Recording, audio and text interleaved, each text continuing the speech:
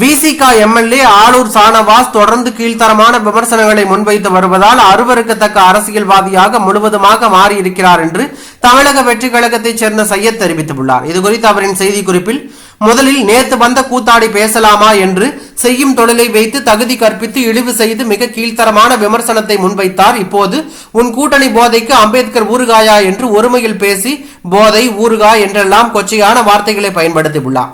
முதலில் விஜய் அவர்கள் அவரின் மாநாட்டிலும் விசிக என்ற பெயரை சொல்லி கூட்டணிக்கு அழைக்கவில்லை. பொதுவாக தமிழக வெற்றி கழகத்தின் கூட்டணி நிலைப்பாட்டை தான் அதிகார பகிர்வு என்று அறிவித்தார்.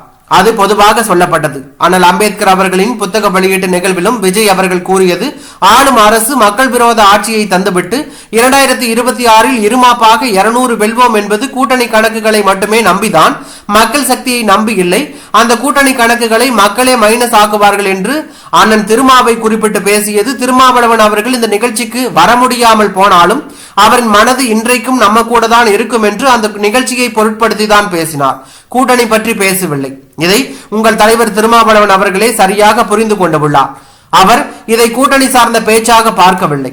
நீங்கள் திமுகவுக்கு உங்களை தினம் தினம் நிரூபிக்கணும் என்பதற்காக எங்கள் தலைவரை தொடர்ந்து கொச்சையாகவும் கீழ்த்தரவாகவும் தரம் தாழ்ந்து விமர்சனம் செய்து வருவதை வன்மையாக கண்டிக்கிறோம்.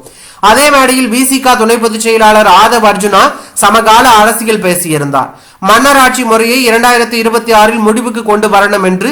இது விசிக கட்சியின் கூட்டணி நிலைப்பாட்டுக்கு முற்றிலும் எதிரான பேச்சு. நேர்மை இருந்தால் உங்கள் கட்சியின் கூட்டணி நிலைப்பாடு நன்கு தெரிந்திருந்தும் அதற்கு எதிராக பேசிய ஆதவ் அர்ஜுனா மீது இது போன்ற கீழ்த்தரமான ஒருமையில் பேசி விமர்சனம் செய்ய முடியுமா என்று கேள்வி எழுப்பியுள்ளது பரபரப்பை ஏற்படுத்தி உள்ளது.